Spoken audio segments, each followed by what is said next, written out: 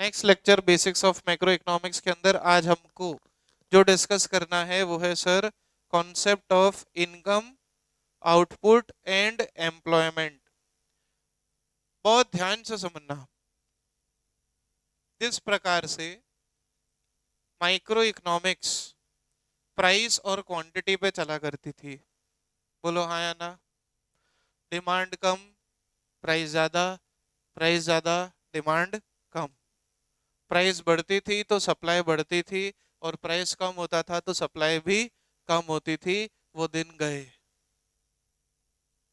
Macro economics का जो concept है ये इनकम, आउटपुट और एम्प्लॉयमेंट की बात करता है। किसकी बात करता है बोलो? इनकम, आउटपुट और एम्प्लॉयमेंट की। मतलब जहां पर हम जिस भी यूनिट में डायग्राम बनाने शुरू करेंगे वहां पर प्राइस और क्वांटिटी है ही नहीं।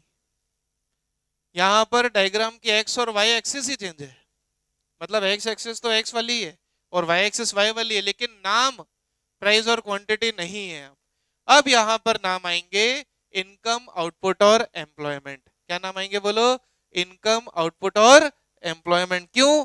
दो रीजन। सोचने का नजरिया इकोनॉमी एज अ होल है, और लोगों को मैक्रो इकोनॉमिक्स कंटेक्स्ट में प्राइस क्वांटिटी से फर्क नहीं पड़ता। लोगों को फर्क पड़ता है देश के लोगों की नेशनल इनकम क्या है। क्या है बोलो? National income. इसीलिए हमारे सिलेबस के स्टार्टिंग के 3 चैप्टर का नाम ही नेशनल इनकम है। क्लियर? यहाँ पर हम कोई प्रोड्यूसर या कंज्यूमर के अलग अलग इनकम की बात नहीं कर रहे हैं। यहाँ पर हम देश की नेशनल इनकम की बात करेंगे, जिसको हम बेसिक्स के बाद अगले कॉन्सेप्ट्स में स्टडी करने वाले हैं कि कैसे कैलकुलेट होती है, जो कि अपने आप में लगभग 1 महीने का टॉपिक है। First starting 3 unit is equal to 1 month. और वो जितना अच्छे से समझ में आएगा, आगे मैं बता चुका हूँ, 12 नंबर का ईडीएस उतना ही अच्छा आएगा। और अगर इसमें नाले की हुई तो 22 नंबर साफ। 10 का नेशनल इनकम और 12 का ईडी और ईएस। क्लियर? तो बहुत ध्यान से सुनना है इस टॉपिक में। बहुत इंपॉर्टेंट कॉन्सेप्ट है। इस कॉन्सेप्ट को देने वाले आप देखेंगे, अगर माइक्रो इकोनॉमिक्स की अगर हम बात करते थे 11th क्लास में, तो अल्फ्रेड मार्शल की बात काफी ज्यादा होती थी। He had been known as the father of micro economics. उसके अलावा वहां पर काफी सारे दूसरे नाम भी आए थे, जैसे हिक्स, है ना। उसके अलावा हाँ जी, H H Gossen, law of demand वाले, राइट। उसके अलावा रिकार्डो, पिगो वगैरह, उनके भी बात कहीं कहीं पर थोड़ी बहुत हुई थी। लेकिन यहाँ पर मैक्रो इकोनॉमिक्स को देने वाला एक ही पर्सन है, और शुरू से लेकर अंत तक एक ही नाम याद आपको रखना है, जे एम कीन्स। क्या नाम रखना है? J M Keynes, KEYNES। He is called as the father of macro economics. और माइक्रो इकोनॉमिक्स के ग्रुप ऑफ फादर्स के आगे ये एक अकेला भारी है, वन मैन आर्मी, जिसने मैक्रो इकोनॉमिक्स की शुरू से लेकर के अंत तक के सारे कॉन्सेप्ट समझाए, including EDS, including everything, foreign exchange, सब कुछ इन्हीं की थ्योरी पर चलता है, और देश इन्हीं की इकोनॉमी से रन होता है। जब एलपीजी पॉलिसी मैंने स्टार्टिंग लेक्चर में समझाया था, दिखाई भी थी वीडियो, वो पूरी कीन्स के आइडियोलॉजीज पर बेस्ड भी थी। That has been proven centuries ago. ये सारे कॉन्सेप्ट जेएम किन समझा करके गए, और इतना इजी समझा करके गए। ये कहते हैं, अब मैं इस थ्योरी पर आ रहा हूं जिसका आपने नाम कॉपी में लिखा है, that is the theory of income, output and employment. मैंने पहले ही क्लियर करा है कि यहां पर इनकम का मतलब किसी प्रोड्यूसर या किसी कंज्यूमर की इनकम से नहीं है। यहां पर इनकम का एक ही मतलब है, जिसका नाम है नेशनल इनकम। क्या नाम बोलो? National income. ये कोई भी बता देगा कि अगर आज देश की नेशनल इनकम बढ़ती है, क्या होता है बोलो? देश की नेशनल इनकम अगर आज बढ़ती है, मान लीजिए कि अगर 10th क्लास में आपने एक टॉपिक पढ़ा है, पर कैपिटा इनकम पढ़ा है, national income divide by total population of a country, जो कि भारत, 10वीं कक्षा बोल रहा हूं मैं, ठीक है, जो कि Bharat middle income group category में क्लासिफाई किया गया था एज पर और एनसीईआरटी बुक ऑफ क्लास 10। वहां से जीएम कीन्स बोलते हैं कि अगर किसी भी कंट्री की नेशनल इनकम बढ़ती है, क्या होती है बोलो? नेशनल इनकम इंक्रीज होती है, तो अगर किसी भी कंट्री की नेशनल इनकम इंक्रीज होती तो बताओ लोग ज्यादा खाएंगे या कम? ज्यादा खाएंगे। आज मेरी मंथली इनकम आप जानते हो 5,000 रुपये। अगर ओम्बिल सर एकदम बोले कि मंथली इनकम 6,000 है, नया साल नया सेशन, तो जो डिमांड मेरी 5,000 पर है, 6,000 पर होती डिमांड क्या हो जाएगी? बढ़ जाएगी। यहाँ प्राइस मत लगा देना, ये प्राइस नहीं है, मैंने बात ही इनकम से शुरू की है। मतलब मैक्रो इकोनॉमिक्स कंटेक्स्ट में कीन्स कहते हैं कि अगर किसी भी देश की इनकम बढ़ेगी तो लोग डिमांड क्या करेंगे? ज्यादा। मैंने प्राइस बोले ही नहीं है, माइक्रो के दिन गए, 11वीं खत्म। अगर किसी भी देश की इनकम बढ़ती है तो बताओ लोग डिमांड क्या करेंगे? ज्यादा। इसीलिए यहां पर डिमांड कर पॉजिटिव स्लोप है। जब हम एडी की बात करेंगे in third unit, aggregate demand भी कौन सा स्लोप है? Positive slope. क्योंकि यहां पर हम प्राइस के कंटेक्स्ट में डिमांड पढ़ ही नहीं रहे, यहां पर हम किस कंटेक्स्ट में डिमांड को पढ़ रहे हैं? इनकम के कंटेक्स्ट। ये थ्योरी क्या कहती है? थ्योरी कहती है कि अगर इनकम बढ़ती है तो आउटपुट भी बढ़ेगा। क्या बढ़ेगा? आउटपुट। क्यों? आज अगर इनकम बढ़ती है तो डिमांड बढ़ेगी। अरे इनकम किसी आदमी की 5,000 से 10,000 हो जाए तो डिमांड बढ़ेगी ना। मैं प्राइस बोल ही नहीं रहा हूं, मैक्रो भूलनी पड़ेगी 12th पढ़ने के लिए। तो अगर वो डिमांड बढ़ाएगा तो उसको सप्लाई कौन करेगा? प्रोड्यूसर। तो प्रोड्यूसर को ज्यादा डिमांड देने के लिए, कंज्यूमर की ज्यादा डिमांड सेटिस्फाई करने के लिए प्रोड्यूसर को आउटपुट भी क्या करना पड़ेगा? बढ़ाना पड़ेगा।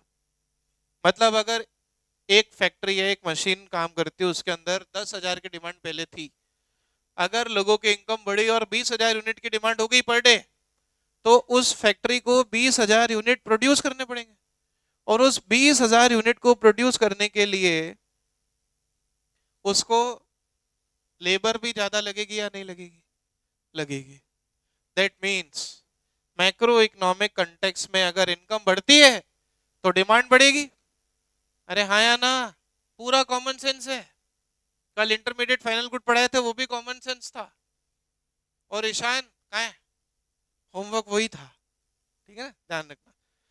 हाँ, तो आउटपुट भी बढ़ेगा, क्योंकि इनकम अगर बढ़ी है तो आउटपुट भी बढ़ेगा। और आउटपुट अगर बढ़ेगा तो एक फैक्ट्री जिसको ज्यादा आउटपुट बनाना है उसको लेबर भी क्या लगेगी बताओ? ज्यादा। तो मैक्रो इकोनॉमिक्स कंटेक्स्ट में तीनों एक साथ बढ़ते हैं और तीनों एक साथ कम होते हैं। कौन तीनों? इनकम, आउटपुट और एम्प्लॉयमेंट। इसका मतलब ये है कि जब हम आगे जाकर के एडी और एएस पढ़ेंगे तो इनकम, आउटपुट और एम्प्लॉयमेंट तीनों एक ही एक्सेस पे प्लॉट होगा। क्यों? क्योंकि इनकम, आउटपुट और एम्प्लॉयमेंट तीनों एक साथ बढ़ता है और तीनों एक साथ कम होता है। रिवर्स सोचिए, देश में कोविड आया था, आया था? कब आया था? तुम कौन सी क्लास में थे तो? हैं? 6 में? मतलब तुम्हें कोई धक्का नहीं पड़ा? 10वीं में थे उनको धक्का पड़ गया था, 12वीं में जो थे उसको भी धक्का पड़ गया था। मतलब तुमने 10वीं भी बोर्ड दिया और 12वीं भी बोर्ड दोगे 1 साल बाद, 2 साल बाद, 1 साल बाद। हाँ। तो जब कोविड आया था, देश में लॉकडाउन था, इनकम क्या हो गई थी? अरे बोलो। इनकम कम हो गई थी। इनकम कम होने की वजह से आप सोचो, लॉकडाउन था, लोगों ने राशन स्टोर करना शुरू किया था, या जितना घर में राशन था उसमें ही अपना पेट पाला? यस और नो? वो बात अलग है, आधों ने तो थालियां ही बजवाई, पर फिर भी राशन की रिक्वायरमेंट कम हो गई क्योंकि इनकम कम थी। कुछ को तो इनकम मिली नहीं, मैक्सिमम उसमें टीचर्स, क्योंकि स्कूल बंद। सब थोड़ा ना आईटी कंपनी में काम कर रहे थे जो वर्क फ्रॉम होम कर लेते। आधों को तो ये माउस पकड़ना नहीं आता था, तो वर्क फ्रॉम होम कैसे होता? इनकम कम हो गई। इनकम कम हो गई तो डिमांड भी क्या हो गई थी उस समय? कम। डिमांड कम तो सारी कंपनियां बंद है, तो आउटपुट भी क्या हो गया था? आपने सेकंड वर्ड क्या लिखा हेडिंग में? आउटपुट। आउटपुट भी क्या हो गया था? कम। और लोग तो बेरोजगार आज तक बैठे कोविड की वजह से। आज तक कई लोगों की परमानेंट जॉब नहीं है। दैट मीन्स एम्प्लॉयमेंट भी क्या हो गया था? कम। तो क्या समझ में आया? तीनों एक साथ बढ़ते हैं और तीनों एक साथ कम होते हैं। This is the theory of income. इसको क्या बोलते हैं? Theory of income in context of macro economics. तो यहाँ पर फिर से आपको समझ में आएगा, रोज ये समझ में आएगा कि सोचने का नजरिया कितना चेंज हो चुका है। वहां प्राइस के कंटेक्स्ट में सोचते थे तो डिमांड कर्व नेगेटिव स्लोप था, या इनकम के कंटेक्स्ट में सोचेंगे तो डिमांड कर्व कैसा हो जाएगा? Positive slope. सप्लाई तो पॉजिटिव ही। बोलो यहां तक कोई डाउट? क्यों? क्योंकि इनकम बढ़ने पे डिमांड बढ़ी, डिमांड बढ़ने पे सामने वाला सप्लाई बढ़ाएगा, सप्लाई मतलब आउटपुट बढ़ाएगा, और आउटपुट बढ़ाने के लिए हमको ज्यादा लोगों को एम्प्लॉयमेंट देना पड़ेगा। दैट मीन्स इनकम, आउटपुट और एम्प्लॉयमेंट तीनों एक साथ बढ़ते हैं और तीनों एक साथ कम होते हैं। समझ में आ गया? ये 3 मार्क का डायरेक्ट क्वेश्चन है, एग्जाम में पूछ लिया जाता है। Explain the theory of income according to JM Keynes. Clear? लिखे first point, this theory is given by this theory is given by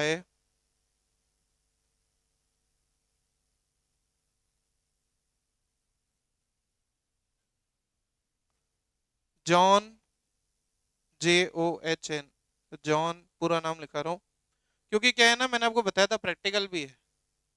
कई बार कुछ सन के टीचर आते हैं मेरी तरह, तो वो जेएम कीन्स का पूरा नाम पूछ लेते हैं। ठीक है, उनको पता नहीं, ऐसा लगता है कि इकोनॉमिक्स में थोड़ा जीके भी होना चाहिए, तो कोई बात नहीं, लिख लो John Maynard,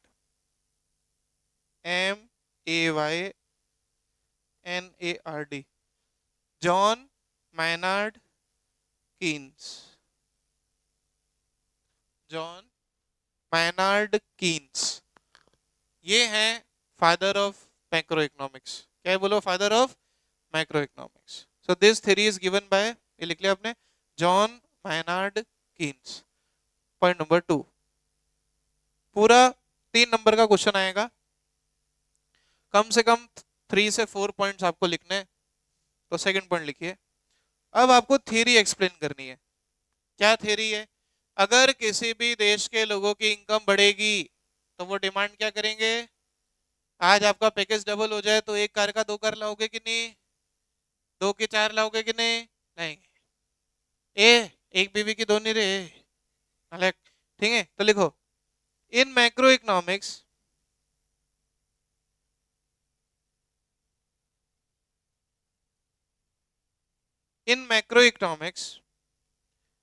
if income of people, आप देखो यहाँ वर्ड्स ही थोड़े चेंज हो गए। यहाँ प्रोड्यूसर कंज्यूमर वर्ड नहीं लिखा है, पीपल मतलब साहब, थोड़ी इंग्लिश ध्यान रखना। माना आज क्लास नहीं है, लेकिन फिर भी इतना डिफरेंस आता है, फर्स्ट सेकंड क्लास के बच्चों को पता होता है। So if income of people rises, अगर लोगों की इनकम बढ़ती है, द डिमांड, बोलो इनकम डबल। पहले आदमी साइकिल पे चलता था, अब स्कूटर लेगा कि नहीं लेगा? लेगा। द डिमांड फॉर गुड्स, अच्छा सिर्फ गुड्स की डिमांड ही नहीं, सर्विस की डिमांड भी बढ़ती है।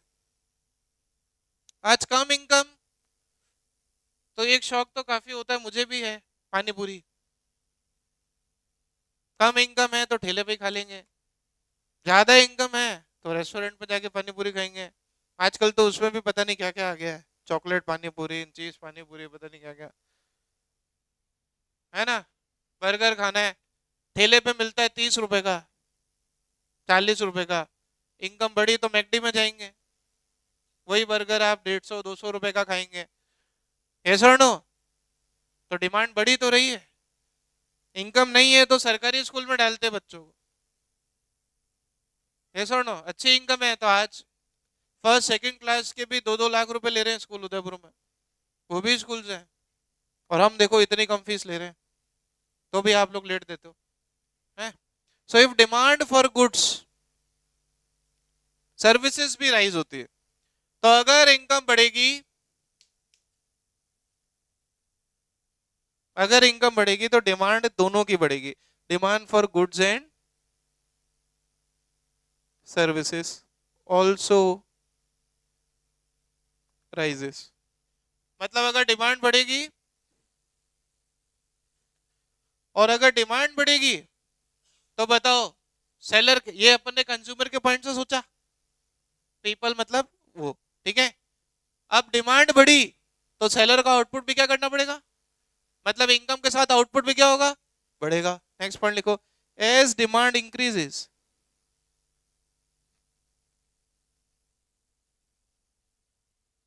as demand increases it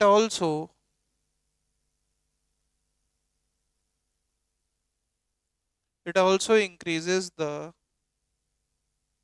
level of supply।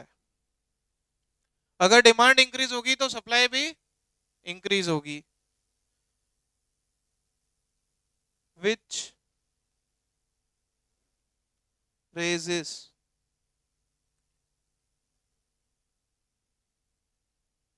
Supply का डायरेक्ट लिंक किससे होता है बोलो, आउटपुट से। ऐसा तो आपको माइक्रो में पढ़ा दिया था, सप्लाई और आउटपुट एक ही होते हैं या ना। हाँ, यहाँ तक को डाउट? अगर इसमें डाउट हो तो नीचे 11 चालू होगी, उसमें बैठ सकते हो आप। ठीक है, बोलो यहाँ तक को डाउट? अगर डिमांड बढ़ेगी तो सप्लाई बढ़ेगी, और सप्लाई बढ़ेगी तो आउटपुट बढ़ेगा। अगर आउटपुट बढ़ेगा तो 10th क्लास में वापस जाएंगे हम। आपको ये थोड़ा तो लग गया होगा कि 12th का कॉन्सेप्ट थोड़े 10th वाले भी हैं, क्योंकि ये मैक्रो इकोनॉमिक्स है। 10th में मैक्रो नहीं पढ़ी थी आपको, इसके लिए थोड़े थोड़े टर्म्स पढ़ाए थे, जैसे per capita income, national income. Indian में तो काफी चीजें 10th वाली आएंगी, जैसे infant mortality rate, literacy rate, birth rate, death rate, sex ratio, काफी सारी चीजें वो। तो आउटपुट बढ़ेगा तो जीडीपी भी बढ़ती है। क्या बढ़ती है बोलो? GDP, which also rises the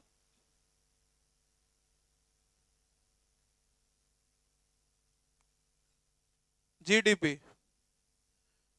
gross domestic product, which also rises the GDP. Fourth point, अब क्या हुआ कि ज्यादा बनाना है, ज्यादा प्रोडक्शन करना है कंपनी को, इन पेन का या इन प्रोजेक्टर का, तो उसके लिए मशीन को डबल शिफ्ट में काम कराएंगे। और मशीन को डबल शिफ्ट में, एक शिफ्ट 8 घंटे की होती है। कितने आवर्स की होती है किसी भी कंपनी में एक शिफ्ट? नॉर्मली जनरली 8 घंटे। अब कोई एक वर्कर मान लो ये रहते, ऑलरेडी 8 घंटे मशीन चला चुके हैं, अब एक और शिफ्ट में काम कराना है, क्यों? क्योंकि आउटपुट बढ़ाना है, तो फिर हमको जलज को भी रखना पड़ेगा। तो 8 घंटे ये काम, 8 घंटे ये करेगा। तो पहले जो एक आदमी एक मशीन पे 8 घंटे काम कर रहा था, अब दो आदमी मशीन पे 16 घंटे काम करेंगे। और चलो और बढ़ाना है तो तीसरी शिफ्ट में हम इसको भी बुला लेंगे, धीरेन को। तो एम्प्लॉयमेंट भी क्या करना पड़ेगा बोलो? बढ़ाना पड़ेगा। इसका क्या मतलब है? तीनों एक साथ बढ़ेंगे, इनकम, आउटपुट, एम्प्लॉयमेंट, और तीनों एक साथ ही कम भी होंगे। इसको बोलते theory of income, output and employment, given by John Maynard Keynes. बोलो यहां तक कोई डाउट? तो जीडीपी बढ़ी। नेक्स्ट पॉइंट में लिखो, as output increases, as output, अगर आउटपुट इंक्रीज करना है, द एम्प्लॉयमेंट ऑल्सो,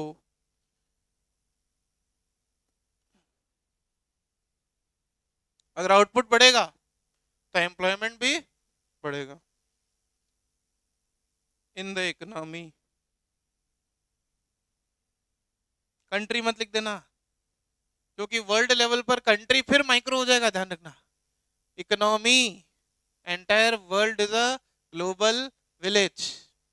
यस और no? So we write economy. ये कुछ वर्ड्स हैं जो मैक्रो इकोनॉमी के बेसिक में आपको लिखने आ जाने चाहिए। कंट्री नहीं लिखेंगे मैक्रो में, क्या लिखेंगे? इकोनॉमी। मैक्रो इकोनॉमिक से मीनिंग में भी हमने यही लिखा, the study of economic problem at the level of economy as a whole. यहाँ अगर कंट्री लिखा है तो उसको आप इकोनॉमी लिखना। Clear? Last point, so in macro economics, so इन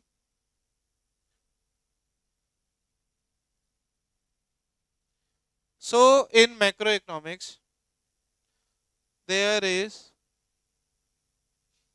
अच्छा बताओ, इनकम, आउटपुट, एम्प्लॉयमेंट तीनों एक साथ, और तीनों एक साथ, तो ये रिलेशनशिप को पॉजिटिव बोलते हैं या नेगेटिव? पॉजिटिव, क्योंकि तीनों एक साथ बढ़ रहे हैं और तीनों एक साथ कम हो रहे हैं।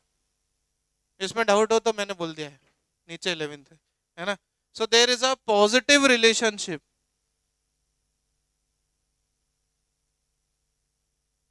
so there is a positive relationship between income oblique output oblique employment. So there is a positive relationship between income output and employment. अब आप देखोगे तो मैंने स्लैश लिखा है, इसका भी अपना मतलब है कि भले इनकम लिखो आगे के नोट्स में या आउटपुट लिखो या एम्प्लॉयमेंट लिखो, बात एक ही है। क्यों? ये ऊपर की पूरी रामायण पढ़ लो ऑफिस, क्योंकि तीनों एक साथ बढ़ेंगे और तीनों एक साथ कम होंगे। तो आगे के नोट्स में अगर मैं इनकम लिखूं that means output and employment, अगर आउटपुट लिखूं that means income and employment, अगर एम्प्लॉयमेंट लिखूं that means income and output. Simple, क्योंकि तीनों एक साथ बढ़ते हैं और तीनों एक साथ कम होते हैं। मैंने आपको सारे एंगल्स लिखवा दिए, लास्ट लाइन में लिख लेना, this is called as theory of income. This is called as theory of income. This is called as theory of income. इसको हम क्या कहते हैं बोलो बच्चों? theory of income. कोई डाउट, कोई प्रॉब्लम? आज थर्सडे, कल लगभग ये चैप्टर खत्म हो जाएगा और Saturday test of this chapter, ठीक है ना? यहां तक तो पढ़ ही लेना है। कल एक टॉपिक पढ़ाऊंगा वो और पढ़ना है, परसों सैटरडे को टेस्ट है इस चैप्टर का। Thank you. वो 7 लोग रुक जाएंगे और कम से कम 12 बजे तक लिखेंगे तो हो जाएगा काम।